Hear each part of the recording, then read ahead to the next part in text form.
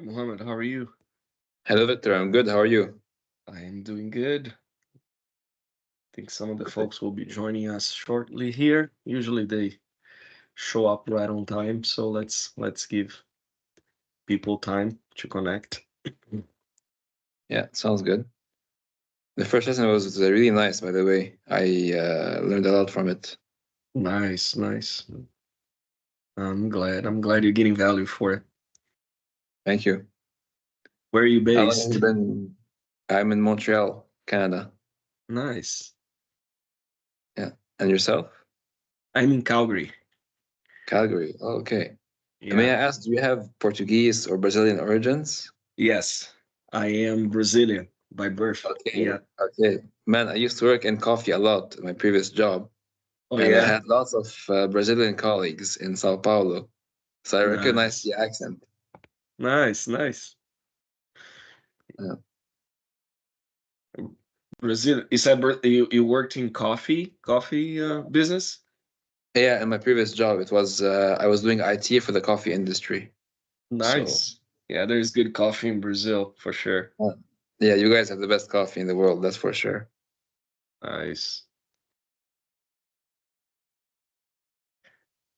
Hmm. Right. Everybody's joining now.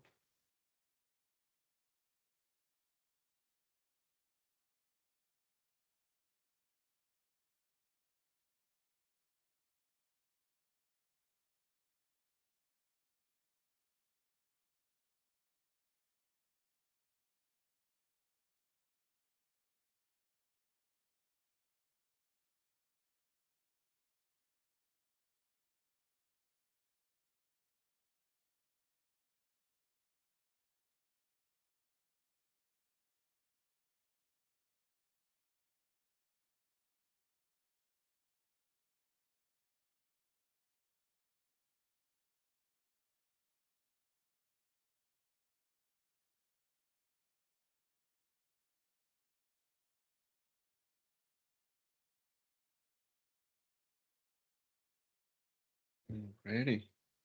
Give folks a couple more minutes and we'll be live soon.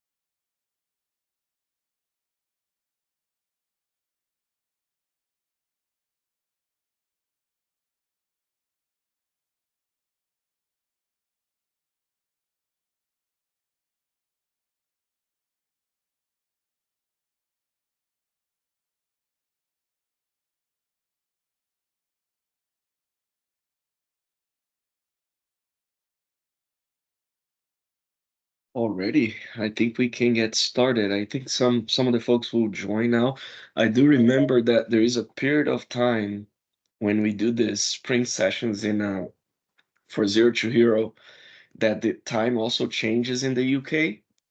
So I don't know, maybe towards the end of class we're gonna get a bunch of people showing up because the time changed there. I don't know. Uh, But in any case, let's get started. If you can, and if you'd like to, turn your camera on, and we can grab a screen grab of the participants today. Hey, Andre, Aaron, hey, how's it going, man? Manuel, Monica, I see you. All right, let's see who else is going to join us today. John, hey, Good Kelly, afternoon. good afternoon. Or good John, are you morning. based in Montreal as well? Yeah, Montreal. Salut, ça va bien? Oui, ça va bien. Are you at the MVP Summit? Je sais parler un peu de français, mais mon français n'est pas bon. C'est tout à votre honneur. We try, we'll try harder. All right. Let's yeah, some folks are still joined, sorry. Okay. All right. Any more cameras turning on? We'll get a screen grab in 30 seconds. Scott, your screen is dark. I'm not sure if that is on purpose. Hey, Maria, how are you? All right, Cheryl is here as well.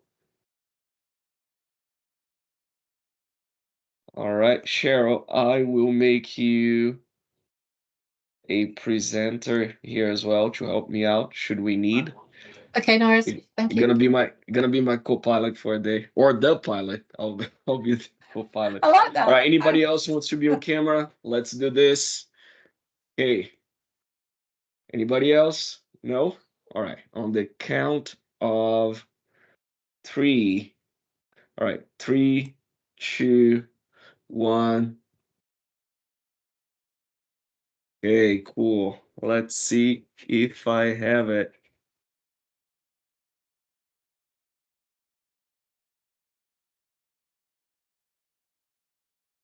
So,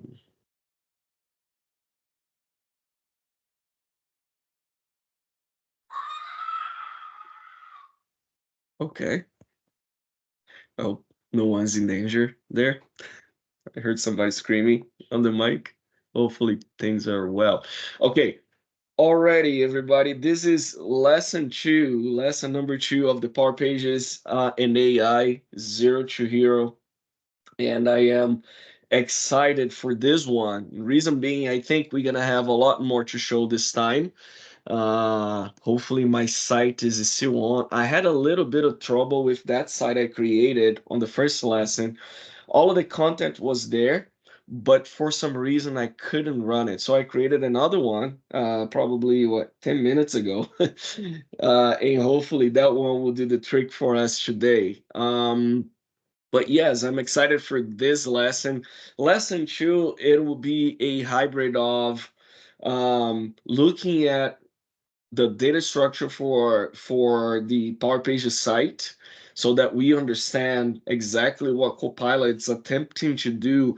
And because we are going to dissect the structure, we can then decide which Copilot to use if we are not satisfied with the results that the Power Pages Copilot is giving to us for any of the components that we attempt to create. And I'll unpack that. I know there was a lot on that statement. I'll unpack that. We'll go step by step in what I mean. So let me move my PowerPoint to this screen and start sharing. I can never get this right. Anyways, let me share the right screen. Let me know when you see it, giving me a thumbs up, and we'll get right to it. Awesome. Awesome. All right, lesson 2. Again, this Power Pages and AI mentorship. I am doing the first two lessons, but there is a number of good lessons down the line. And a lot of the topics that I'm covering on this intro will be further explained and demonstrated by the other speakers. Okay, so you have all my social contacts there through the QR code. Connect, and if you have questions that I'm not able to take here during the presentation, I'll do my best to respond it to you offline. Okay.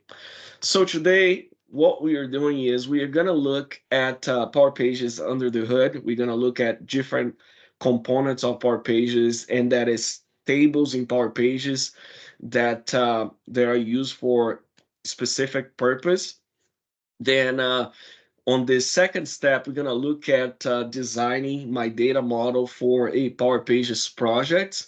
And within that second topic, we're going to compare what the Copilot did for us when we created a basic form using natural language versus what an approach I use and I think it's better. We're gonna compare those two approaches: the Copilot creation of a basic form, and maybe I haven't titled this approach yet, but a more fragmented AI support for creating a data model for a Power Pages project. Then you'll be able to compare the two and see what makes sense to you. Okay. And if we have time, again, we're going to look at Bootstrap 5 and branding, again, using Copilot to help us, and extensions. I'm not sure if we're going to cover it all. Number two here is going to be by far the biggest part of the content. I hope we get to cover all four elements, but if you get two down, you got great value for your time today. All right. So under the hood, we talked about Power Pages, the infrastructure, what it is, and how the pieces are placed together in a more generic way. You have the bytes, if you will, the structure that is required for Power Pages to run. It is an ASP.NET site that is hosted in Azure. We don't see all of it. Uh, we don't see all of it, but it is there in Azure somewhere, and Microsoft abstracts it for us a lot. Um, and then you have the second part of Power Pages, which is what drives the look and feel, the presentation, content, the settings of the sites. All of this stuff is stored in the Dataverse. Okay. Now, what you see here in this slide, and Cheryl said that it's her favorite slide. It is mine too. Ever since I started talking about Power Pages, even before it wasn't Power Pages, I have this slide, and it suffers a little changes here and there, but the bulk of it is the same. Um, on the first column here on the left, you have a tree representation of a website.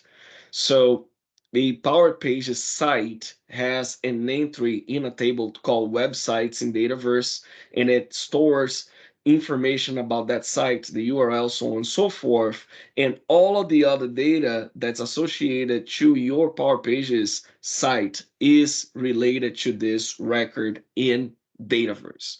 So there are a lot more tables than what you see here, but the four more important for me are web pages, site settings, content snippets, and web files. Web pages store the data for your pages, and you have at least two records per page. One, it's the core information for your web page. The second one's localized content. So if your site is deployed for multiple language, and Cheryl will talk about it on her presentation, you have specific content pages for each translation, for each language. Okay. We have people here from Montreal. Most likely, you do sites that will have both English and French. So you'd have two localized page records for each page in your site. Then you have page templates. This is where we do a lot of the code-based customization. Okay, page templates, they will serve the purpose of aggregating your customizations, be it in Liquid or just customizations of the layout of your website. And we'll talk more about it soon here. Basic forms, although you have more components for Dataverse here to expose now Dataverse components within your page, basic forms is one that I use a lot. And then you have lists, okay? Skipping to the third column, page templates. When the company who built Power Pages at first, it had a concept of page templates, and page templates at the time were tied to ASP.NET files in the structure. This company, ADX Studio, used to ship the source code of your site so you could extend it using C#. Okay, it's no longer the case for the Power Pages version, for the Microsoft version. It is a SaaS offering, so you can't really upload ASP.NET pages to your Power Pages. It's unfortunate. I would love if that was still the case, but it's no longer there. Now, the structure to support it is still there. And if you browse some of those page templates, you see that some point to locations in the source code. So you see a path, a virtual path, ending with a name of a page .aspx. So you see some of those things there, okay? But now for us, we're extending Power Pages using the SaaS offer of the product, which is the only one that Microsoft offers nowadays. Um, the only alternative to customizing and enhancing and extending your site is to use Liquid and JavaScript and HTML. So this new type of component is called web templates, and you have that listed here. And again, the fourth column here goes into details about which language and which approach you can use to customize your website. So that's what you see in green. And what you see in yellow is essentially where some of this customization can also be put in place. So not only you can create web templates, which is the preferred way to customize and to enhance um, your Power Pages, but you can use any of these approaches within here in those yellow components, okay? Exception for basic forms and lists, you can only do JavaScript in Liquid, but if you're injecting HTML through JavaScript, in my opinion, that's HTML as well.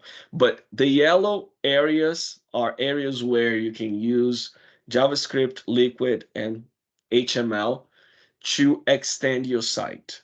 Content snippets work great for some repetitive code. For example, if you want to show a greeting to your user when the user signs on, you can put it in content snippet and you can just reference that snippet within your web page. Okay, and the same goes for basic forms. If you want to inject some server-side information to your JavaScript, you can do that in basic forms. You can do the same in lists. For page localized content, you can also bring some of that extensibility there using Liquid, JavaScript, and HTML. So far, so good. I really want to hammer the data structure. And fortunately, this session is being recorded, so you can pause and study this a bit more, maybe watch a lesson from some of the speakers later on, and then come back to this slide to understand where things are within Power Pages. Again, there is a lot more tables, but to me, those are the most important ones, okay? So let's move on to the next part of the presentation, which is that second section section that I was referring to, comparing what Copilot's doing versus what you can do on your own, or also using your own prompts of Copilot in different tools. And again, I'll unpack this. I see a comment from Cheryl here. I love this slide so much because it explains where the concepts sit, and it's really simple and easy to understand. Thank you, Cheryl. And I'll put this slide on the email for folks who have registered to the program. You are receiving emails with the summary of the lessons. I'll put this slide there as well for you, okay? So let's move forward here. What we are doing, again, we are going to unpack what Copilot did for us when it built that form, and we are going to compare with an approach that I use that it's more like a segregated use of the Copilots in different tools, okay? I call it ProPilot, all right? Next slide. Come on. And since we were low budget here, I tried to bring another pilot here to help us, but we couldn't afford, hiring Lieutenant Pete Maverick Mitchell. We're gonna have another co-pilot assisting us, and to show that there is a lot of value in Copilot, but you got to understand where to use prompt and which tool is best for what at this stage of the game. I know Microsoft wants to resolve everything with a single Copilot built in every single tool, but we're going to show the difference across the board. So for today, we're going to have another co-pilot or pilot here to help us. And his name is Lieutenant Vic, the ProPilot Dantas, is going to help us today.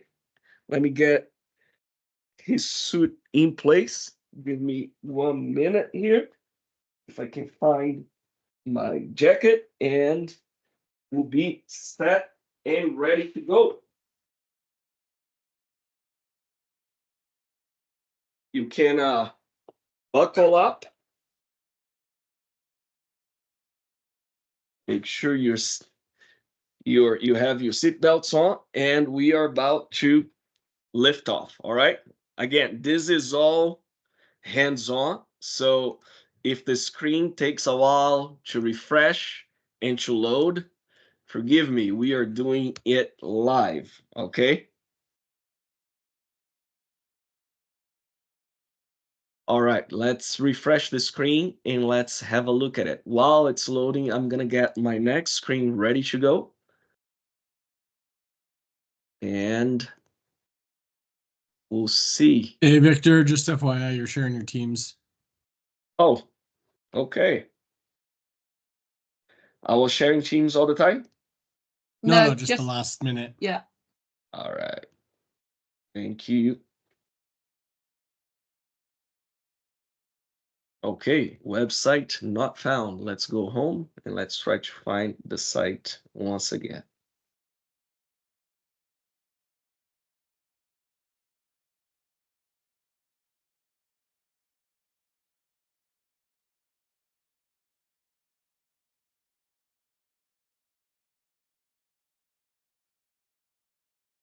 Loading, loading, loading. All right, we got our site. Let me preview and see if we finally can see it. Alrighty, if you were here for the first lesson, or if you watched it offline, you remember that we asked Copilot to create a form for us. It was a recipe suggestion form. It had a bunch of nice fields. We submitted it, and it created it for us. Now, what it did, and before we show the components in the back, I want to show that slide once again. What it did is it created a table structure in Dataverse, automatically set up the form fields in that table structure. It also configured the views for me. And then in the end, it created a record in this basic form table for me. And then it displayed it on the web page. So it did a lot. And I don't want to dismiss the fact that it is quite a bit of work to do it on the fly and to do it fast. not only giving us the suggestion of fields that are applicable to what we are trying to do, but also doing all that groundwork in the Dataverse and then coming to the basic form table in Power Pages and creating that record and then surfacing on the site. So it's pretty good work. But as we saw yesterday, you see that that particular table wasn't really created in a way that I would reuse on a project. It added a lot of stuff to the naming convention. Not only the prefix was a prefix of the default solution, which we can work it out, but also it added some sort of ID or counter here towards the end to ensure that the table had a unique logical name. I don't like that. Okay, I think the user should decide what they want to use for the logical name. And also, I wanted to be able to revise some of the fields and the field types before it gets created, right? So this is the first tip from Lieutenant ProPilot here. If you are doing this in a way that you're doing it for a project, you created a solution, what you can do is you can go to make.powerapps.com and you can change the preferred solution that you want to use. So that's what I'm going to do. I'm going to hit manage and I will choose my solution. Okay. And we're going to wait for it to change. So that was first step. Now we are very, very familiar, or most of us are very familiar with the process of creating a table structure using the Dataverse editor. It works well. We do it, every day almost, when we're working on projects. But I want to show you something that Microsoft built, and you may not be aware that it's there. Unfortunately, it's not part of the solution workspace experience yet, but it's available here. So if you go to tables, and then instead of creating the basic form that in turns create the table and the forms and all that stuff using the Power Pages Copilot, I'm gonna use the Power Apps or the Power Platform Copilot. I don't know what the name is for this thing, and I will give it my prompt so it can create a table, and in turn it will create forms and such for me. Okay, so let's say that I want to create table, product table, product table containing information or attributes that describes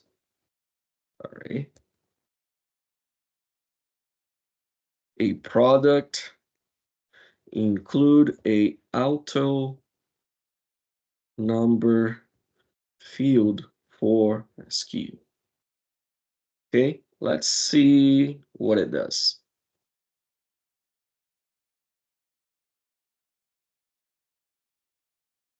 All right, it created a table for me. I have SKU, I have the name of the product, price, category, description, so on and so forth. So if I am okay with that table, I can proceed. I can also inspect how it's creating it. So I do have the name. I have a primary column name. I can expand and see what it looks like. You know that it's keeping my the publisher I selected as my preferred publisher, my preferred solution rather, sorry. It's respecting the publish settings for that. So this works on a more detailed ALM approach than the one that that we use through the Copilot in Power Pages, okay? So that is there. I could extend the columns, and potentially, I think in the future, be able to add some of the properties here or change field precision, so on and so forth. Right now, it's locked, but I think Microsoft will allow us to extend. But if I'm okay with this table, I can hit create.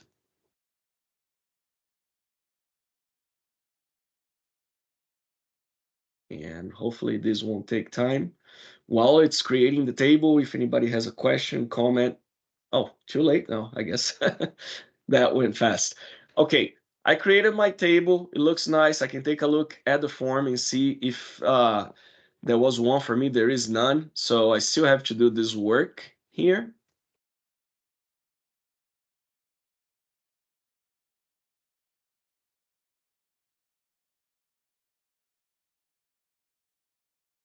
Okay, I will add my fields. Let's do name, category,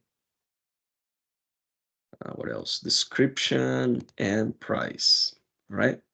And I can work on this and maybe set it in a way that it's more presentable. Okay, I'll throw price up here and maybe make this more lines. All right, save and publish. All right, anybody has a question, comment? Oh, there is a question here. Can basic forms within Power Pages utilize business rules? No, not at this stage. Hopefully that will come, but no. Oh, sorry, Cheryl. All right, it now created all the forms. I think what was happening was in the back end, when I landed here, Microsoft was still creating those components. So that's why it wasn't there. But let me take a look at this guy and see, because this is what AI generated. So I want to make sure that, yeah, it's got all the fields. So I got a little, maybe I was a little impatient there. I should have waited. Yeah, and we got views as well. So let's take a look at what the view disposition is. Yeah, all my fields are there. Awesome. And even added some sample data, okay, for me. I don't know how I feel about that. I would prefer that it didn't. But anyways, that is my table. Notice that I'm not working within the context of a solution, but because we have set the hero samples as the preferred solution, I make the assumption that my table was also added here, but it wasn't. So we'll go ahead. No, it was there. See, I'm too impatient, I guess. All right. My table is here. So for the sake of training, I'm going to create a model-driven app for this.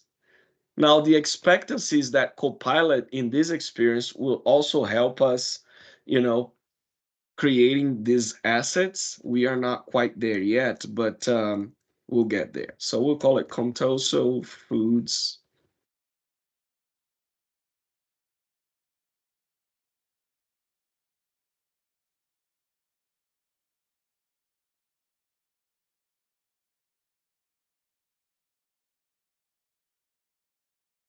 All right, we'll add a page. It's a Dataverse page, the Dataverse table. Let's surface that product table. I have two now. I don't know which one is mine. We'll see.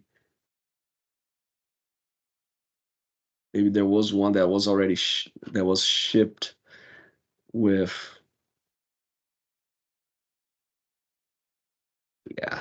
So we'll remove this guy and keep ours. Oh yeah, I did a demo integrating with Business Central, so that's probably where that's coming from. But this is our table. Okay. I will save, publish.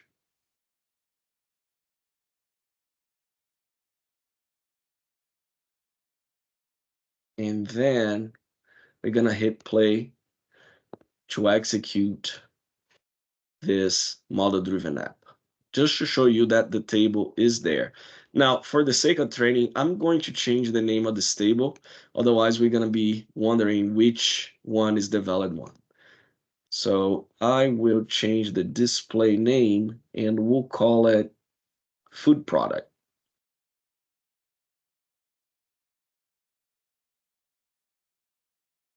Come on.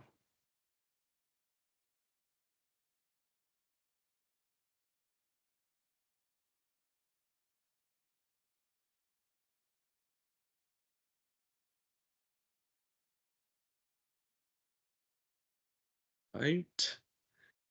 Product is here. We are going to publish customizations. And this is what we're gonna do next. I believe we have some data here on this example. So what I want to do now is I will add a image field to my food product table so we can also use that later on the website. All right.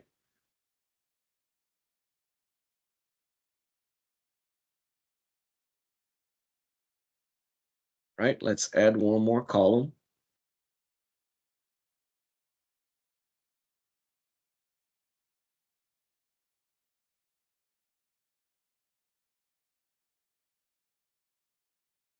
I don't know what's happening to this designer, but it's not letting me click.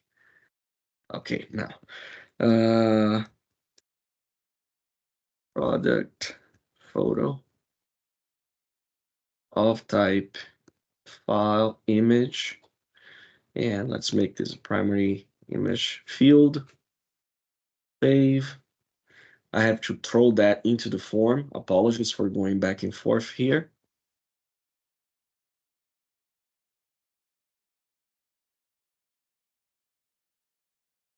Be going.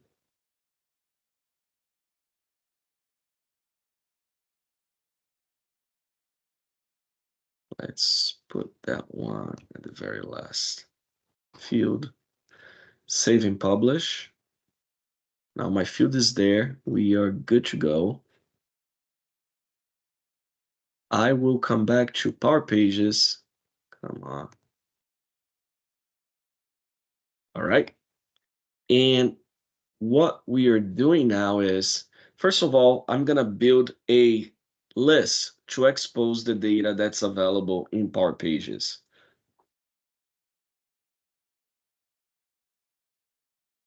Right? So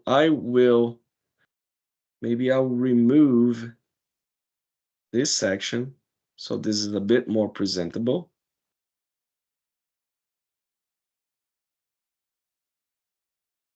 And I'll add one.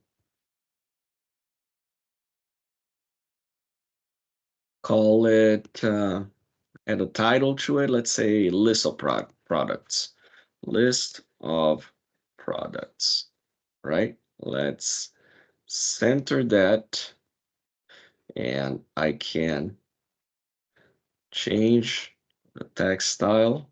Come on.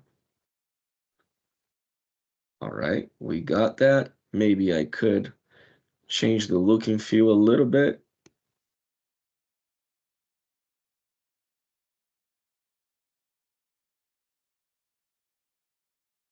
Background, let's do this guy. Close Copilot for a second. We're gonna add a section here. Actually, we're gonna add a component.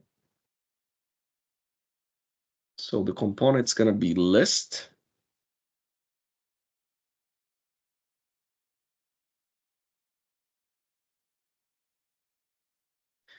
And we are gonna tap into the food product table. The view is going to be active products, and the name of my list, we'll keep it the same, active food products. Hit OK. And now we have our list. Now, if I were to play and test it, the execution of this list, I would get an error because I haven't set up permissions for portal users to be able to see this particular set of data. So we're going to click new and let's set up the permission. Food product or product. All right, so here's the first problem. This control is for some reason not able to see the table that I created and then change the name, but the one over here was able to. So I'm going to hit cancel for a sec, and then I'm going to sync so that it can pick up the configurations that were done in the back end as well. Let me take a look at the questions and comments here. Yes, so you could use business rules if the scope is entity. It's not necessarily that the business rules are working the same way that it does in Dataverse, but because your business rules are of the in the entity level, it's working as a plugin, right?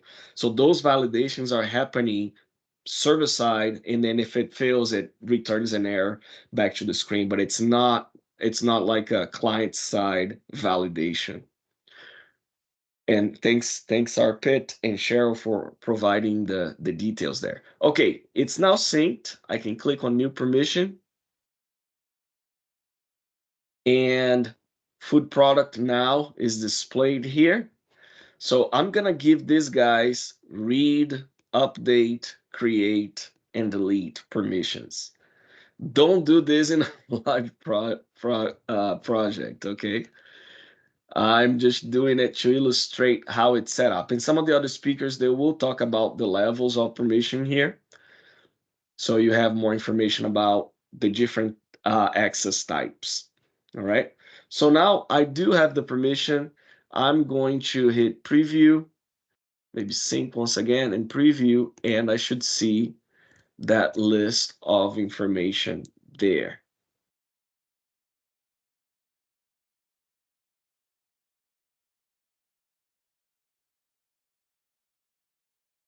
Right? Okay, let's see. It's loading the data. Oh, come on, come on.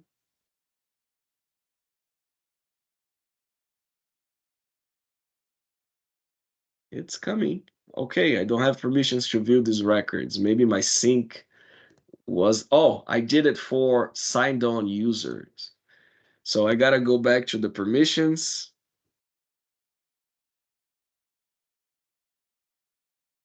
Come on.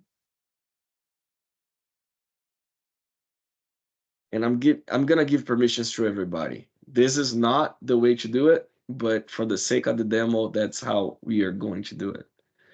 Or maybe what I should do rather is I'll sign in. Sorry.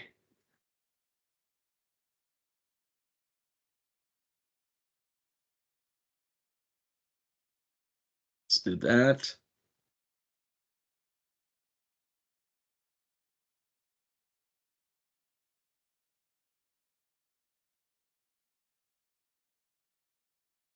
All right, so my list is here.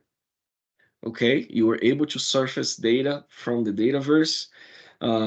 So mission accomplished per se. But let's say that your boss or your customer says, well, I like that the list's here, but I would prefer that it was presented maybe as little controls with the images and so on and so forth. So let's do that. Let's go to, let me close this screen. Let's go to Design Studio again. And then what we'll do is we'll go to the Pages workspace, and we are going to go to Visual Studio Code. And now what I will do is I'm gonna ask Copilot to help me out, to help me do my work, okay? So when Copilot shows up, we're going to ask Copilot to write a query for us that gives some details for us to present on the screen. All right, so Copilot is here. And what we're going to say is create a Power Pages web template that uses fetch XML query to list items from the hero product table and display it as an HTML table. Okay, let's do it first.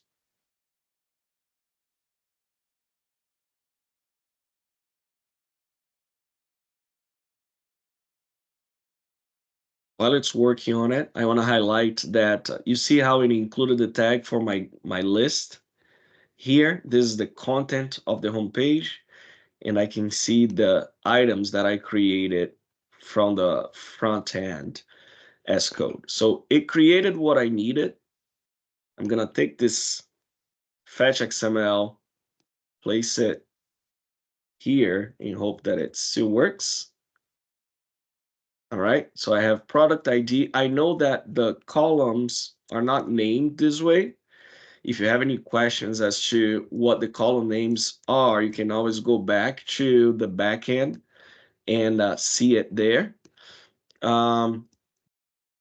Yeah, we'll do it this way for now. We could do a fetch that included sorting, but you'd have to give it to the prompt. So it's not as smart enough to build this fetches as of yet. Okay, and then we are getting the HTML part of the query, and we're gonna throw here.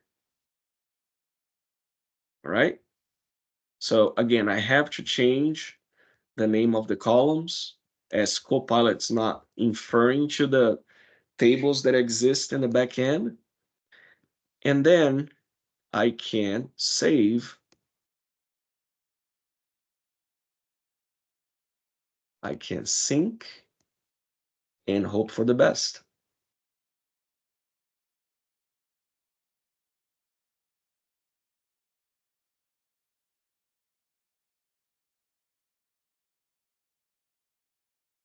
Do you have questions in the chat?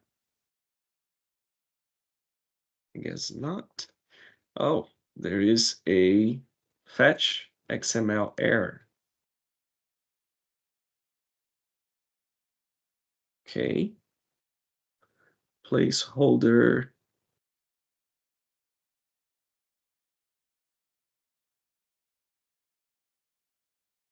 Okay. Does it need an underscore between hero and products? No, it could be any name.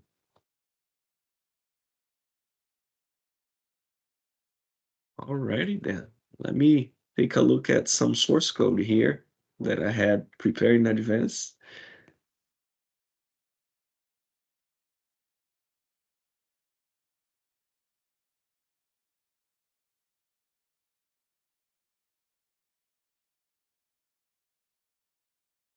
Oh, it's right on.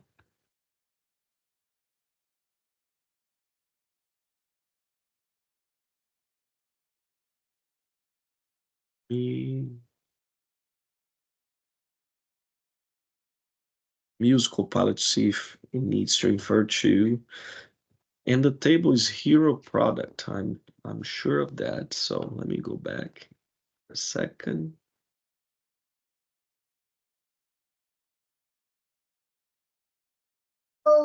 Yeah, but Victor, I think you put that hero underscore in front of the entity or the field rather, not the entity.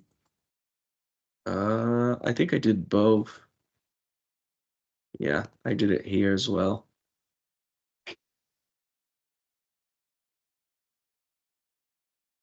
Oh boy. See if I can find a good fetch example here that I have downloaded, so it'd be easier for us to just see if Copilot is really generating what we need.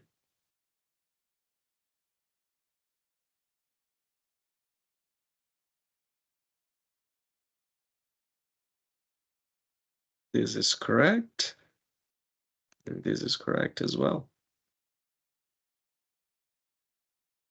Okay. Just 1 second, folks. We'll get through it. If my Visual Studio opens.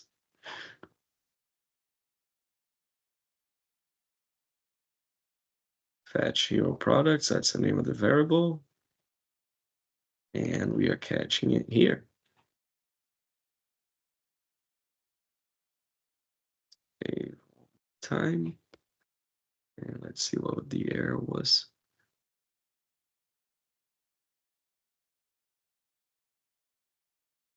Oh no, that's not an error. Ah.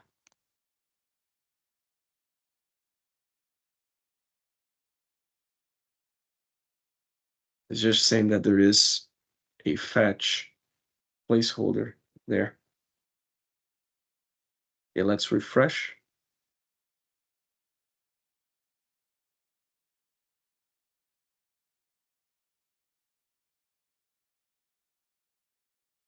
Yeah, sorry, I panicked a bit. So there was no error. So it's listing the data, but it's not really, the format that I expected to display for my customer. So now I'm gonna take it a step back, and we're gonna head to ChatGPT, and we're gonna ask GPT to create the bootstrap container that looks a little nicer than just what we see there, right?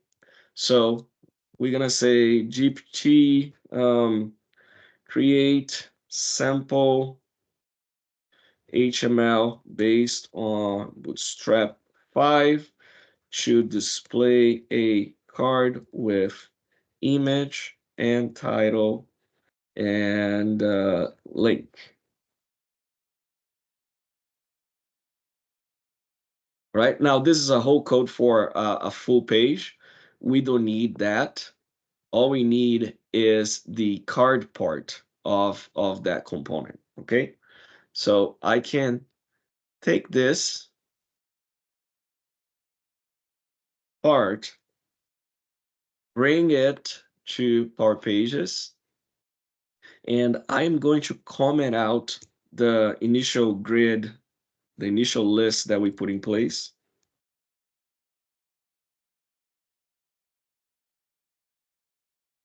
That's how you comment in Power Pages and liquid information.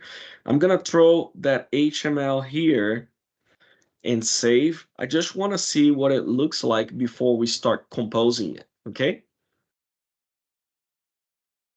So sync.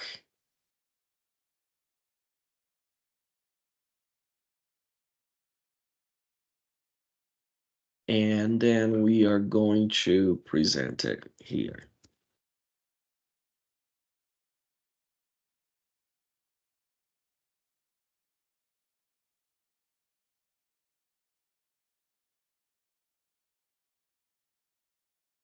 So we are now bleeding between section 2 of the training and the third one. You see, it gave me a card. It has an image, card title, some quick examples. So like the description and learn more would take this navigation to another page, right? So we're going to use this. What we are going to do is we're going to replace the content that's here, that's Bootstrap based, with the content that's coming from the database, okay? So let's take this whole div and first of all, erase this table. Yeah, let's erase it for now. And then on the iteration of this for loop, we are going to read the data. Now, I know the product name notation, so I can replace it here. I can do the same for description, although I haven't changed the query yet. For that, we'll do that in a second, but I'm gonna throw description here. And for this link, instead of linking to the main page, I would say that this is gonna take the user to product details, and we would give the ID here, and I can then bring this value here as well. And I think for now we are good. We are going to add description to the query.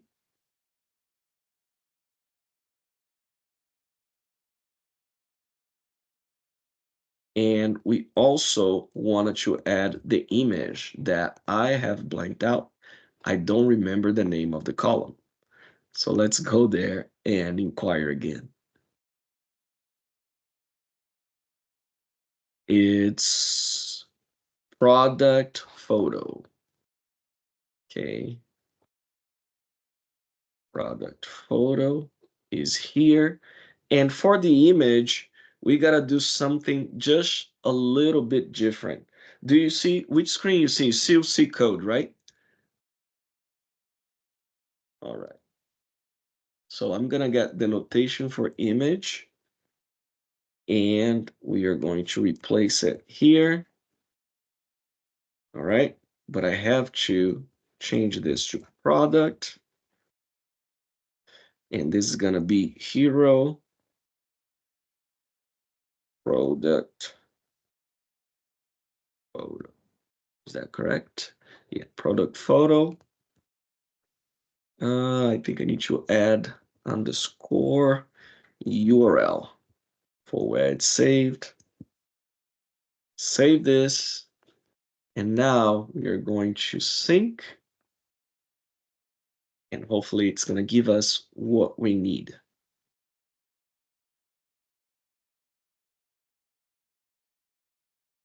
Preview.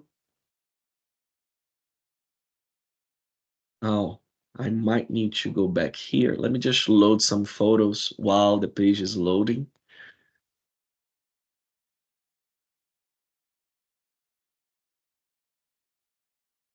And all I'm doing in that step is just adding a field, populating the field. You see that my image is not there yet. I'm uploading now. So let me add some photos here. Just 1 second. And I'll share this screen so you know what I'm doing. So I just went back to the product table.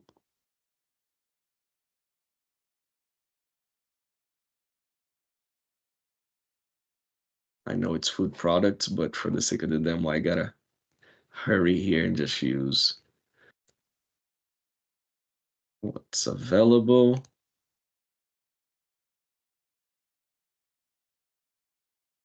And the last one is number 5.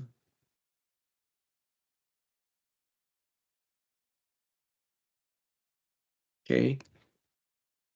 Let me again sync site. And now we'll see everything, including the photos. Come on. Is it synced now? I think it is now.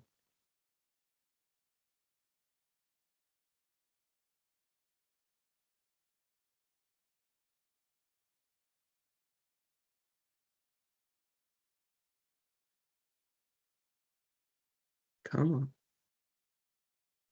Okay, the link is still broken. I gotta inspect and see if I have the right names. It's not returning here. I thought we added product photo, product photo,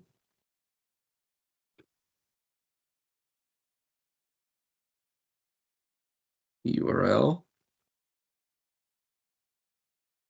Okay, I think we'll leave this aside for now, but you get the idea. You can't use a combination of your knowledge of Power Pages and what you have seen so far on the training, and then use Copilot more granularly instead of asking it to do everything because it's still at an early stage for development, instead of doing that, you can use Copilot for granular support. Oh, how do I do this? And then it will give you the command. Of course, you have to have some knowledge of how Power Pages work to be able to ask the right questions to Copilot, but you are able to build some of these experiences and even extend it by getting getting Copilot to create snippets for you and then testing it out. Somebody said, I think the schema name is product photo. I don't think the image is failing because of it, Scott. I think I have to expose the field through the APIs. You notice that the data is not even coming here, so it's not building it correctly, and it wouldn't be case sensitive for these examples. Oh, I think I know what it is. The query, when we use fetch query, it doesn't give us fields such as this or even the association to nodes. So the solution, as much as I hate it, is to instantiate another variable that goes straight to the product from here. So what is the command, Victor? It's assign. Let's see if Copilot can give this to me. Entity, is it entity or entities? It's another object within the liquid library here for Power Pages product. I'm pretty sure I'm gonna get this wrong, but we'll try. I can always edit the video later, okay? And if you don't mind waiting a bit more, we can see a full example of this thing working. All right, I think this will do the trick. I think. Let's try.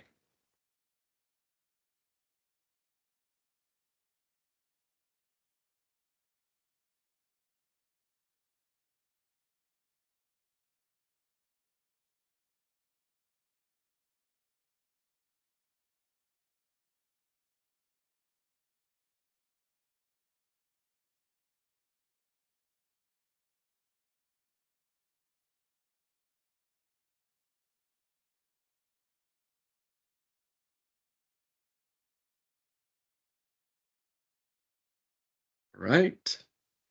First try, huh? Let's see if this works. I think I just left one extra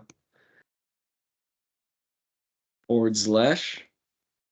I think this is gonna work now. We'll see.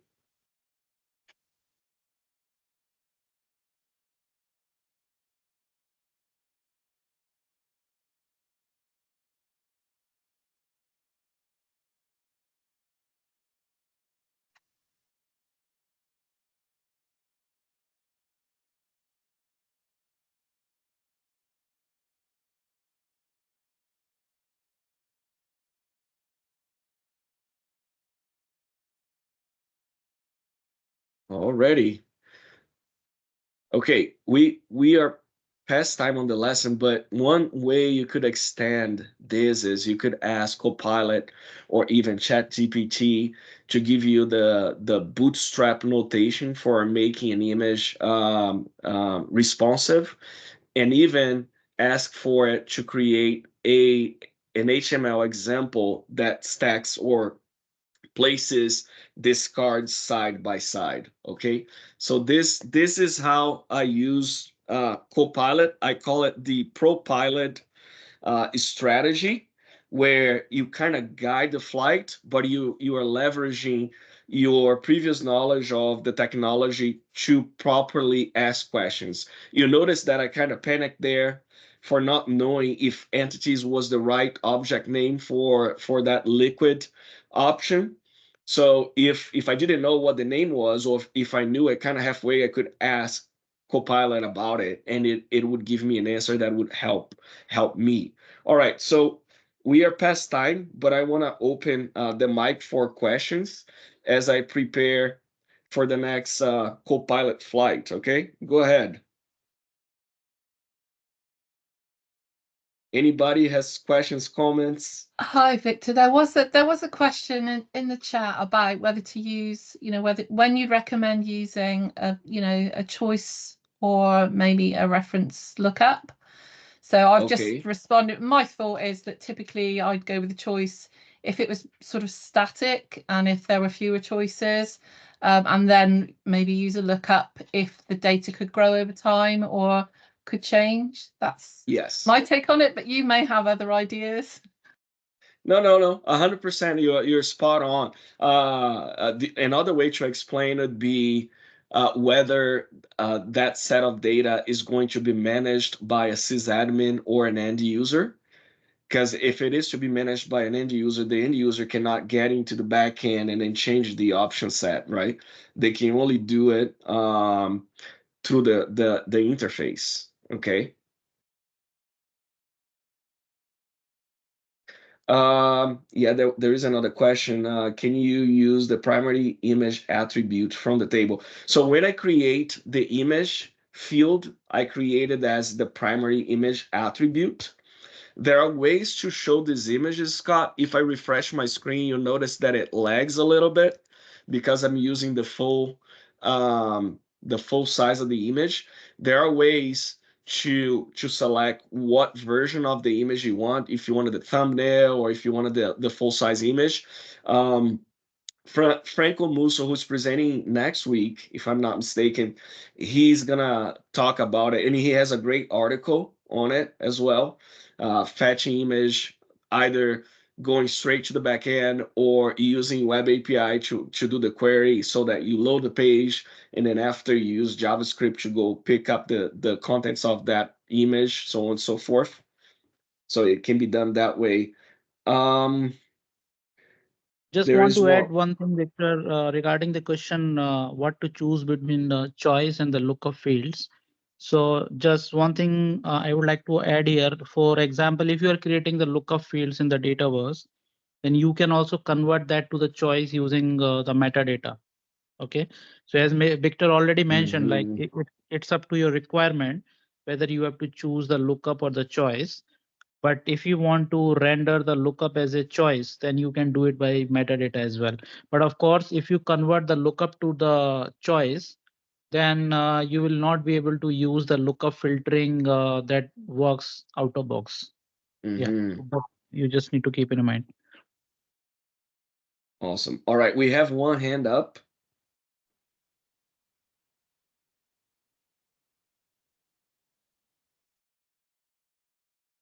Go ahead, Romeo.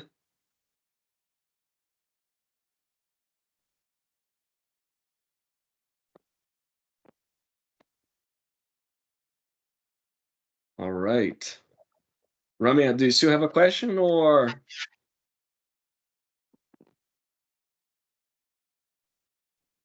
All right. If there, go ahead. Sorry. Yeah, so what I meant to say is like, can we use a Copilot to find code and also to identify which statement in our code is actually consuming the more resources, or to compare the codes, source codes, kind of? Okay. I missed the first part of the question because it was breaking up, but I'll answer the second, and then maybe if you can repeat the first.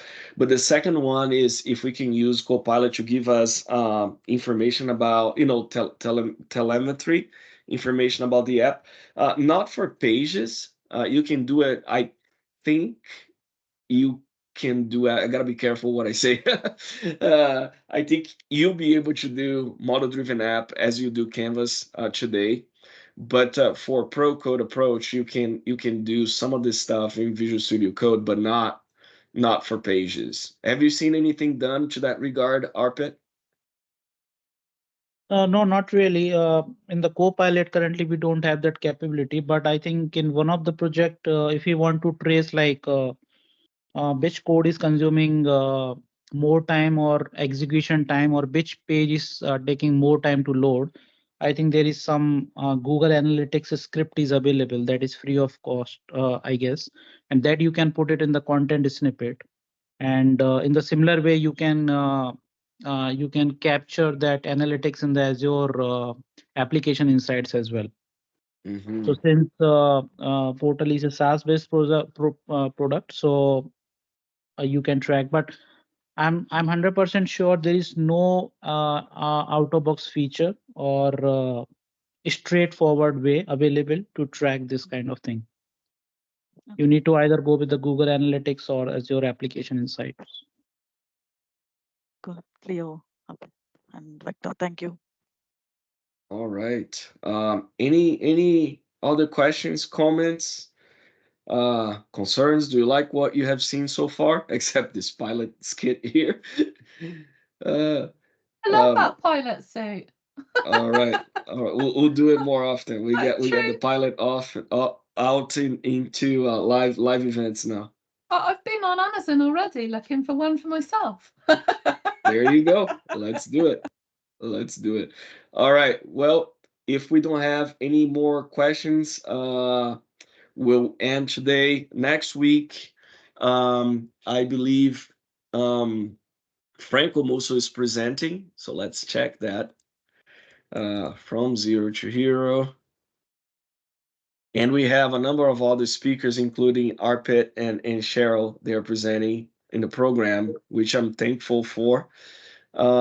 Yeah, so next week's gonna be Franco and then Nick Dolman the following week in Tino. So I wanted to let you know that what we are doing is we are recording these sessions live at 12 p.m. my time. I know that it may be very late for some of the folks here. So what I'm doing is I'm doing a replay on LinkedIn.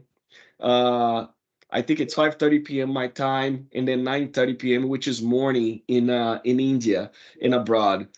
So we are trying to provide as many channels possible for folks to consume it, but then it's hard if I make a bunch of channels available and then people don't show up for the lessons, because I really like this interaction, and you wouldn't get this interaction in the other channels. So the other channels are replay, but I do understand life happens. Sometimes we miss lessons. So we are making all this available for you. Go ahead, you can share with other people if this is adding value to you, to your career.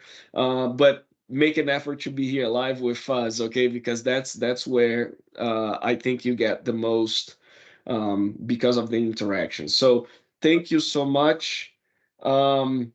And we'll be in touch next week with Franco Musso. Take care, and I gotta run to my next flight. All right, bye-bye. Thank you, Thank you, Victor. Victor. Thanks, Victor. Thanks, Bye, Victor. everyone. Bye. Bye. Bye. Yes, Bye, everyone. Bye.